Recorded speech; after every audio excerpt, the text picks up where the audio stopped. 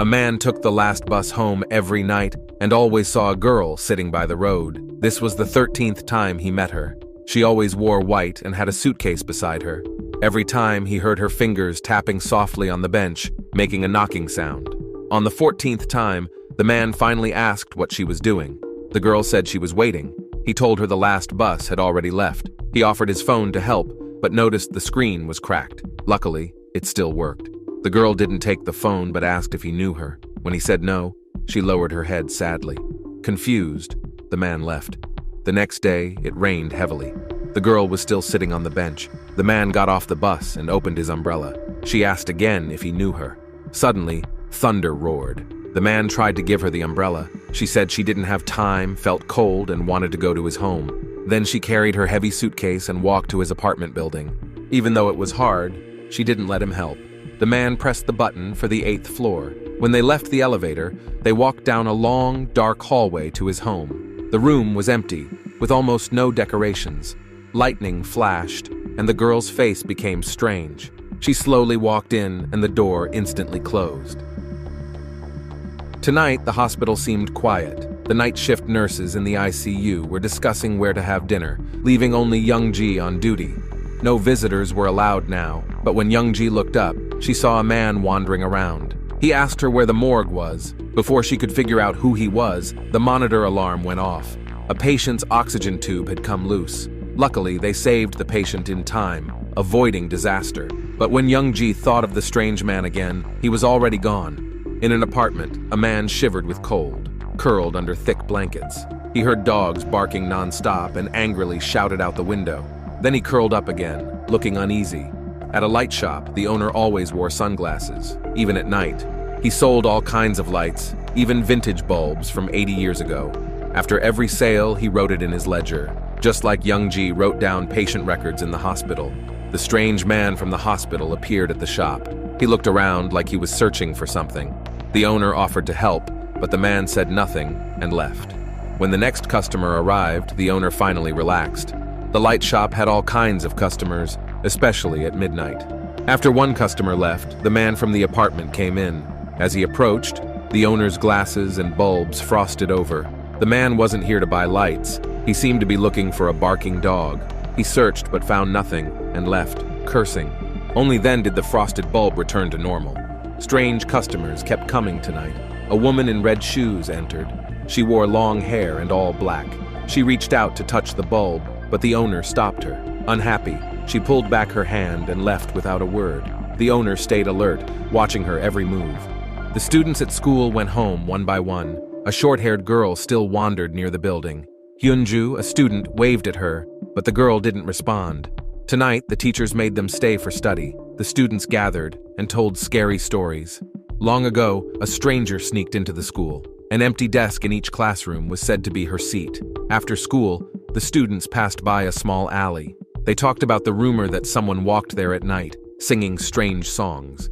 But the alley was the only way for Hyunju to run errands for her mom. Her friends ran away in fear. She had no choice but to enter the alley alone. Her phone's weak light couldn't calm her fear. She felt something was wrong. After a few steps, she turned and shined her light behind her. She saw a shadow and ran as fast as she could. At the end of the alley was the light shop. The owner always gave her candy to pick from. Hyunju liked the yellow ones. She lived with her mom. Her dad worked abroad and rarely came home. He made her a custom necklace to keep her safe, and she always wore it. Then she told the owner about the shadow in the alley. He said she might have seen something most people can't see. He called them strangers. Sometimes, strangers visited his shop. The owner, with years of experience, could always tell them apart from normal people, like a woman growing taller, a man covered in frost, or one dripping water. He warned Hyunju to act normal and pretend not to see them. Hyunju listened carefully, but didn't notice the water on the table reflecting the owner's aged face. Before she left, the owner gave her a hand-crank flashlight and told her to use it in the dark. After she left, he carefully placed her candy wrapper in a small wooden box. The night was suffocatingly quiet. Bench girl dragged her suitcase closer to the man. The man handed her a towel to dry off the rain, but he was shocked to see she had grown nails on her fingertips. That explained the clicking sounds when she touched the bench. He took back the towel and quickly walked to the bathroom. The girl laid the suitcase down. She stared at him and slowly opened it. Inside was a full set of knives. The elevator reached the 8th floor. When Hyunju came home, she saw the girl leaving with her suitcase. She greeted politely. The girl stopped, slowly turned, and stared at Hyunju's door.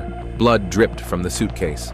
The next day, a new tenant, Seon-hae, moved near the apartment. She didn't like living in buildings with too many neighbors, so she chose a 3-bedroom apartment on the 1st floor. The house wasn't in great shape, and some facilities were missing. One door was even locked and couldn't be opened. But the landlord said the area was quiet at night, and the rent was cheap, which made it perfect for her. So she brought her luggage, filled the bedroom, kitchen, and living room, and cleaned up. The place looked a little cozier. Finally, she used a curtain to cover the locked door. There were no neighbors around, but something annoyed her. She heard a boy singing in the alley. He walked quickly through the alley, and the singing got louder. When he stopped, Seon-hae fell asleep, but her shadow suddenly changed. It felt like someone was hiding in the dark. In the following days, the cheap rental got stranger. The lights often went out, but the circuit box had no problems. One night, while drying her hair, she heard singing again. The boy suddenly stopped and saw a figure with an umbrella running away. The singing annoyed Seon-hae. Then the power suddenly went out. She turned and saw light coming from behind the locked door. She walked over and easily turned the lock open. The doctor was checking a critically ill patient. The situation didn't look good, and the patient needed more observation. Next to him was a patient with severe alcohol poisoning and delirium. Because there weren't enough regular beds, he was temporarily moved to the ICU. Many patients were there, and their families waited outside. The doctor explained that survival now depended on the patient's willpower.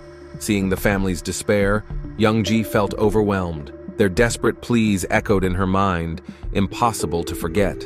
Someone outside the restroom stall asked how an unconscious patient could have a will to survive. Young-ji didn't know how to answer. She said she had once been in a serious accident and lost consciousness. The doctor told her mother the same thing. In the end, she miraculously woke up, but even now, she didn't know how she found the will to survive. Just then, someone outside banged on the door. The lights flickered. A woman suddenly appeared above the stall, shouting, "Save him!" In an instant, everything returned to normal. The cleaner heard the noise and asked if she was okay. Young-gi sighed in relief. It was just her imagination. Seon-hae entered the locked room with a bright light bulb hanging inside. She took it down, and the boy in the alley got scared. When she asked why he was causing noise, he ran away in fear. After school, a tired girl fell asleep at her desk. Hyun-ju tried to wake her several times, but failed. She had to walk home alone through a dark alley. She held a flashlight the shop owner gave her for courage. As soon as she entered, she saw a woman in black with red heels. Hyun-ju kindly offered to share her umbrella, but the woman ignored her. Hyun-ju followed but started feeling uneasy. The woman's hair seemed to grow longer, and her walking became strange. Her height rose until Hyun-ju couldn't see her face anymore. Remembering the owner's advice, Hyun-ju pretended not to notice and left quickly, but curiosity made her look back. The woman twisted her body and followed. The shop owner heard screams and stepped outside. He told Hyun-ju to go home and then removed his glasses. The woman froze in place. After staring at him, she slowly returned to normal. At the same time, the sleeping girl woke up. She turned around and saw a girl she had never met sitting in an empty seat. In the alley, a boy met bench girl carrying a suitcase. He asked if she could go with him to the light shop at the end. If he reached there, he could go home. The girl told him to follow her. As they passed Seon-hae's house, he explained why he feared that room. That night, he clearly saw another figure behind Seon-hae. Meanwhile, Seon-hae found more lights in her rental room broken. She could only use a flashlight to take a quick shower. While cleaning the drain, she pulled out a clump of long hair, but her hair was short. At that moment, the last working light went out, but the locked room lit up. She carefully approached and saw a faint figure in the mirror. She realized the strange events recently happened because that thing needed to hide in the dark. Outside, Bench Girl tried to knock on the door. The boy stopped her but fell to the ground, scared by the weird touch on his fingers. The girl told him they were no different. Then he noticed his twisted legs. He struggled to escape, but couldn't leave the alley. Seon-hae couldn't open the locked door either. She broke the glass to call for help. The boy, exhausted, sat on the ground. Their cries for help echoed through the alley.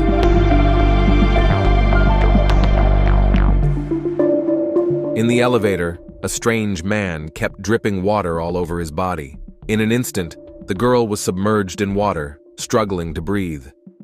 Bench girl dragged her strange suitcase into a lighting store. Right after, a man claiming to be a cop walked in. 1 month earlier, a woman living in an apartment heard someone knocking on her door. She turned off her lamp and pretended no one was home, but the noise at the door grew louder. The woman panicked and screamed until the sound stopped and she finally calmed down. She carefully opened the door. Around the corner, a pair of cat-like eyes rushed toward her, and then she fell down the building. Soon after, a suspicious man boarded a bus leaving Seoul. Just as the bus was about to leave, the cop stopped the driver and told all passengers to get off. He arrested the man for attacking women living alone and setting fires to destroy evidence. The man looked up and saw a familiar figure, terrified. Then the cop handed the man over to his partner. That night, the cop faced many strange things. His lighter wouldn't work. His hands were covered in dirt. The coffee vending machine stopped working. Recently, there had been too many accidents. As soon as he solved one case, a new one would come. Nearby, a suspect had just been released. A colleague explained that at the scene of an elderly person's murder, Kim Sang-hoon had been present. The investigation confirmed he was only a witness. It was late at night when the cop arrived at the crime scene. He was known for his sharp eyes. Even the smallest details never escaped him, but he was very stubborn. Once he focused on a case, even if it was officially closed, he treated it as unsolved until all the answers were clear. Because of this, his arrest rate was high, but his success rate was low. The cop noticed a strange stain near the victim's door. His colleague guessed the victim died of a heart attack, but the cop saw the victim's face was calm, showing no sign of struggle. It didn't look like he died of sudden illness. His colleague said the victim's wife had passed away long ago. He lived alone and only kept in touch with family abroad through phone calls. The cop also noticed the victim was right-handed, but the remote control was on his left. Only the channel button on the remote was worn out, suggesting the victim didn't use other functions. But the TV was set to replay mode. These details made the cop think his death wasn't simple. The cop went home. The house was empty and lifeless. Everywhere he looked, there were memories of him and his wife. Now, he was alone. The next day, the autopsy confirmed the victim died of a heart attack. The coroner said there was no need for further examination due to his condition and medical history. His overseas relatives also wished for him to be buried intact. The case should have been closed, but the cop felt something was missing. He studied the map of the victim's neighborhood and found something suspicious. He visited all restaurants near the area, checking one by one. Finally, he focused on a small noodle shop. The shop was quiet, with only the owner working in the kitchen. The cop ordered noodles and looked around. He remembered the owner, Kim Sang-hoon, was a witness in the case. The noodle shop didn't offer delivery services. Kim Sang-hoon said customers usually called to order. The cop mentioned there were no calls from the noodle shop in the victim's records, yet the victim received a delivery. Without any clues, Kim Sang-hoon knew the cop was talking about fried sauce noodles. This was very suspicious. It turned out the stain at the door was from the delivery box. The age spots on the victim's face were actually sauce from the noodles. Kim Sang-hoon pretended not to understand. Without evidence, the cop couldn't arrest him. A month later, the cop stopped Kim Sang-hoon on the street while he was chasing a woman on a delivery bike. When he saw the woman's face, he was shocked. She was the same woman who had died in a fire a month ago. Kim Sang-hoon shouted that she shouldn't be here and rushed toward her. The cop stopped him again, but noticed his eyes looked like a cat's. Later, the cop went to the light store. He kept asking the boss to confirm he hadn't seen Kim Sang-hoon, then noticed Bench Girl was about to leave. There were bloodstains on the ground. When questioned, Bench Girl said it was because of her period. The cop believed her and gave her a coat to shield her from the rain. Meanwhile, Hyun-ju, who had escaped earlier, remembered she hadn't bought the light bulbs her mother needed. On her way back, she passed by Bench Girl. At the same time, the owner was busy talking to the cop and didn't notice her, so Hyun-ju left quickly. The light bulbs in the store flickered, as if hinting at something. Elsewhere, at a regional emergency center, a mortician returned to the morgue. He and his assistant fixed the dead's appearance. The assistant heard a strange sound from a body and stepped back in fear. The mortician explained it was normal for gas to escape from corpses. They both bowed respectfully to the deceased. Then, the mortician stuffed cotton into the corpse's mouth to block odors and keep the face intact. The mortician had a secret. He could hear the dead talk. Every time he sent them off, he told them to accept death. The dead were also afraid of the dark. When he pushed them into the locker, he comforted them, saying they would soon go to a happy place and forget bad memories. After that, Only the sound of crying came from the locker. Young-ji worked here too. She parked her car in the basement as usual, but she always felt like someone was following her. In the elevator, a soaking wet man stood in the corner. He didn't press a button and just said he was going to the 8th floor, where the ICU was, where Young-ji worked. She told him visiting hours were over. The man didn't respond. Instead, he asked if ICU patients could wake up. Young-ji said it depended on their willpower. The man closed his eyes tightly, looking pained. Water began spreading to Young-ji's feet. Drops of water kept falling from the man. Suddenly, the elevator malfunctioned, and the lights flickered. Water rose quickly, almost drowning Young-ji. Then the elevator reached the 8th floor, and everything went back to normal. But the security footage only showed her alone. Young-ji calmed herself and returned to work. She put earphones into a patient's ears when the head nurse got a call. 2 car accident patients had just arrived. Meanwhile, the cop was questioning the owner about seeing a man with cat-like eyes. At that moment, his eyes changed strangely too, but quickly turned back to normal. He kept questioning. The owner asked how he found the place. The cop said he followed the sound of a motorcycle, but the owner said he didn't hear any sound. Meanwhile, the nurses complained about more and more patients recently. There were not enough beds or staff. The patient with alcohol poisoning was getting better and would be moved to a regular ward. Seeing his blank face, Young-ji offered to handle his transfer. She told him his alcohol poisoning caused delirium. He couldn't think clearly, couldn't tell people or places apart, and had hallucinations. That's why he saw the muddy man. Young-ji had seen him too.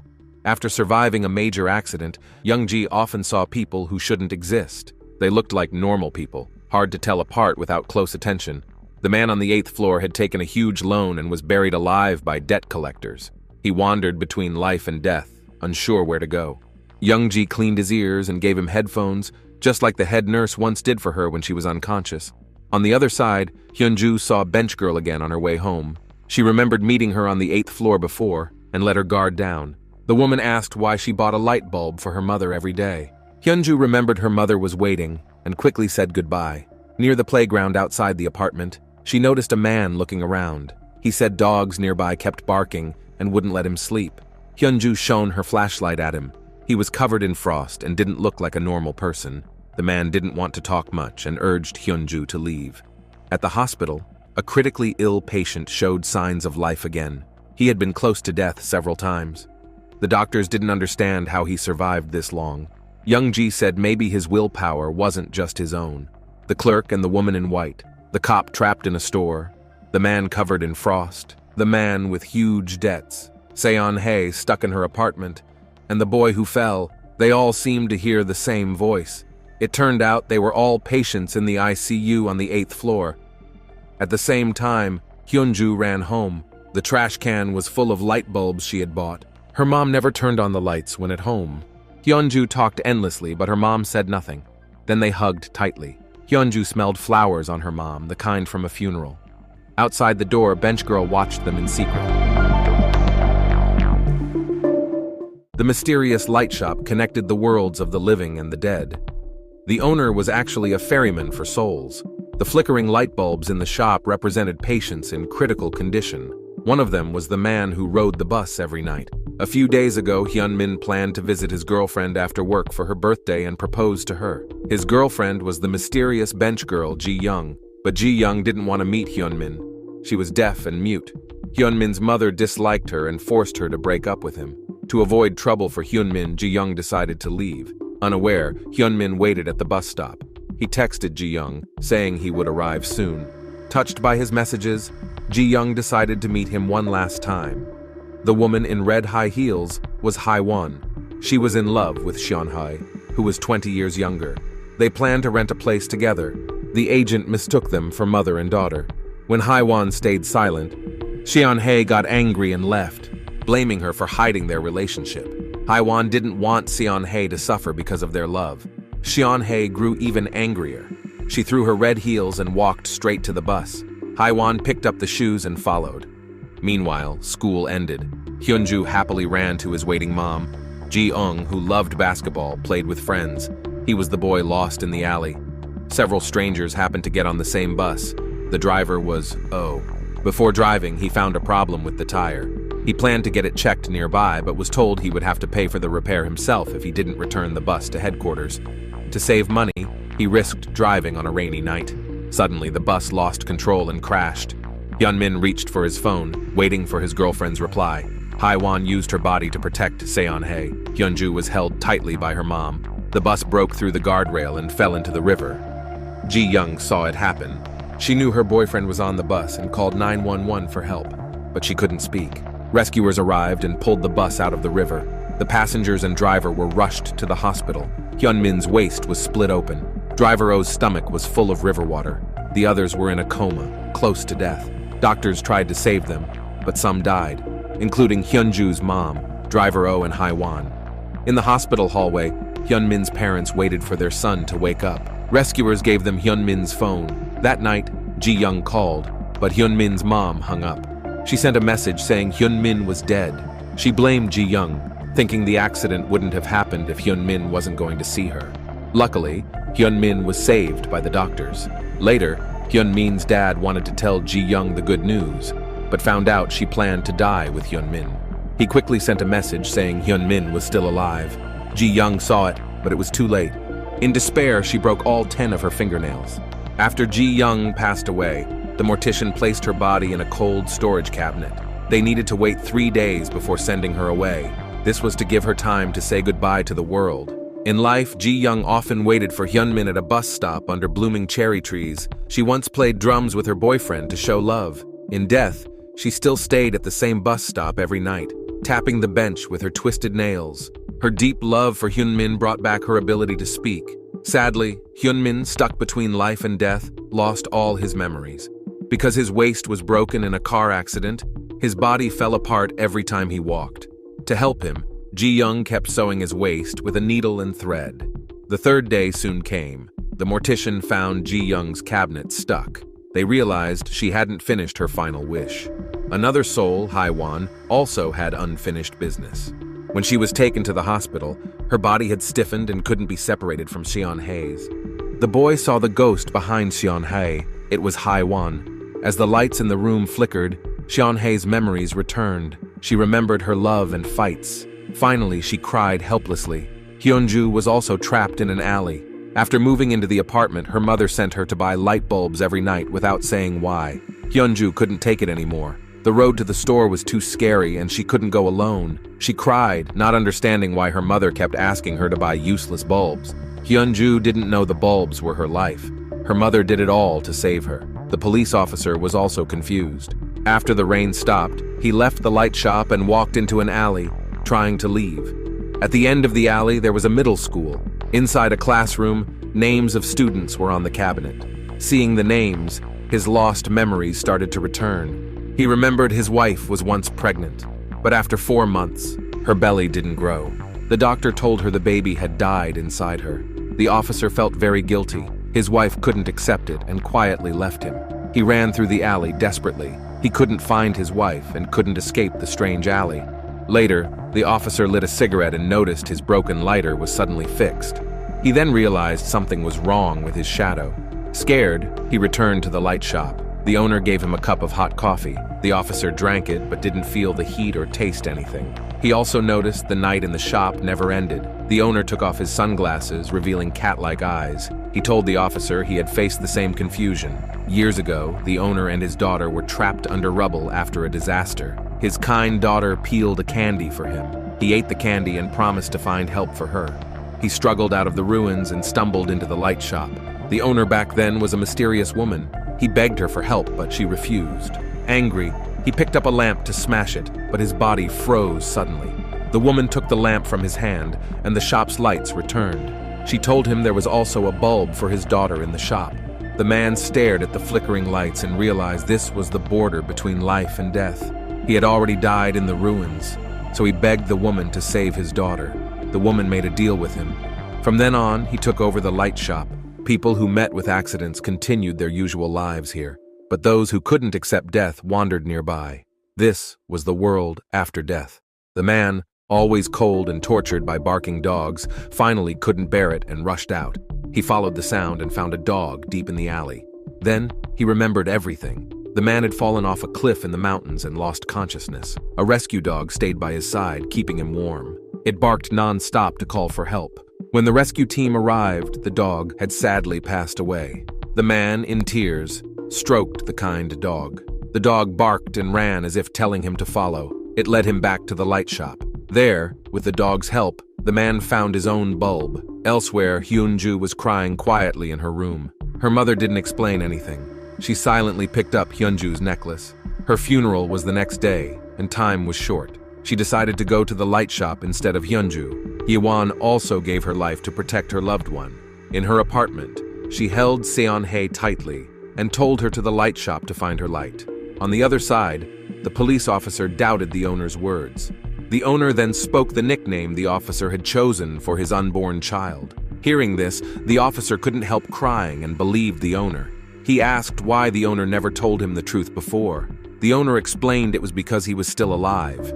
If he left with the light shop's memories, it would confuse both worlds. The officer asked one last question. He wanted to know where the suspect he was chasing had gone. The owner said the suspect existed only to lead him to the shop. Then he hinted to the officer to follow the light to find the way out. The officer took out his lighter and lit it. Meanwhile, he in the hospital woke up and slowly regained consciousness. In the hospital room, there was also Ji-ung, who had been in a coma after the bus accident. Young-ji placed his favorite basketball under his bed to cheer him on. That same basketball appeared in the mysterious alley. Following the basketball, driver Oh found Ji-ung. He knelt down and carried Ji-ung on his back. Then he showed Ji-ung the way to the light shop and told him to find his own bulb with his will. Before Ji-ung left, driver Oh kept apologizing. He felt guilty about causing the accident. Ji-ung, limping, entered the shop and reached for his bulb. In that moment, the world became full of color. Soon, Ji-ung recovered and left the hospital. Young-ji brought him a gift to celebrate. Ji-ung said he sometimes had strange dreams, wandering in some place. Young-ji smiled gently. She said the man in his dreams seemed quiet, but had a warm heart. Driver Oh went back to the alley after saving the boy. He went to Seon-hae's apartment and apologized to her girlfriend. Hye-won didn't blame him because he had also died in the car accident. Driver Oh said he planned to keep finding survivors and take them to the light shop. Hye-won told him someone was still alive in a nearby apartment. After thanking her, Driver Oh went to the apartment and met Hyunju's mom. He thought she was alive until he saw she couldn't speak. Realizing she was dead, she left the apartment just to save her precious daughter. She ran to the light shop. With cotton stuffed in her mouth, she couldn't talk but gave the owner the necklace with her daughter's name. The owner understood she wanted a bulb for Hyunju. He shook his head and said everyone must come to get the bulb themselves. The woman, desperate, grabbed his collar and silently screamed. The owner took off his sunglasses, shocking her with his appearance.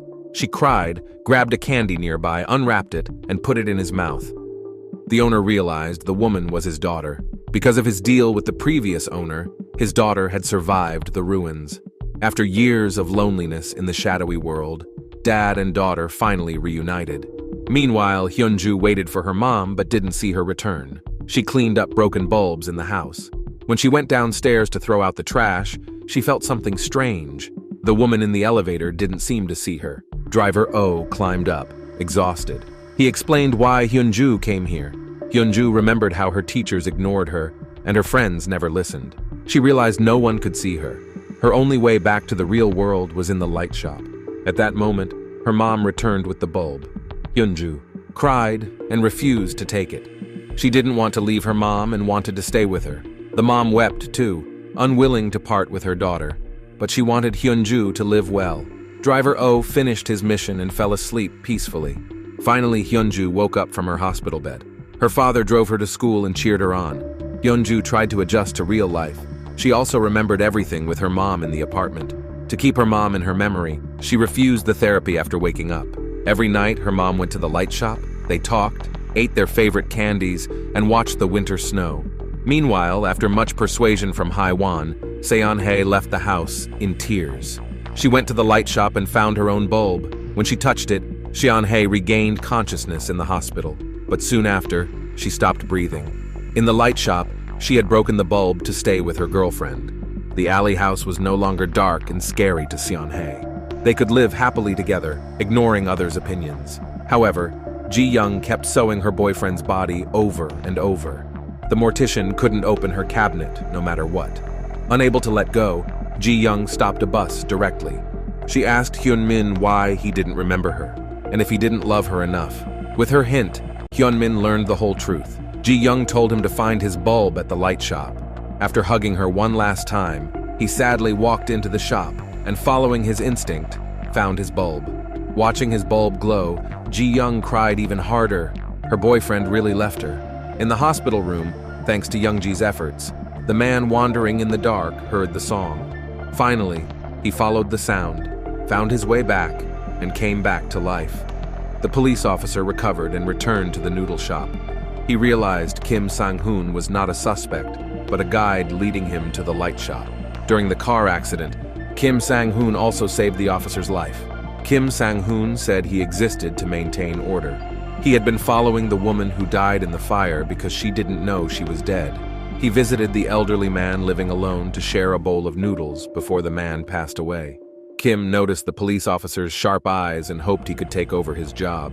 The officer agreed, put on the sunglasses, and became a guide for lost souls. At night, Youngji was haunted by an angry spirit. The police officer appeared and took off his sunglasses. Meanwhile, Hyunmin's recovery wasn't going well. His thoughts were still confused. The doctor advised him to let go of unnecessary things, but the first thing he threw away was his phone full of memories with his girlfriend. Hyunmin seemed more worried about not living a normal life than losing Ji-young.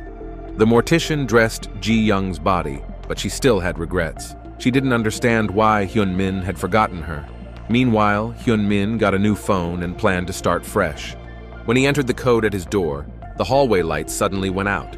He waved his hand, just like when he used to wave at Ji-young while they dated. Just then, Ji-young returned to his side.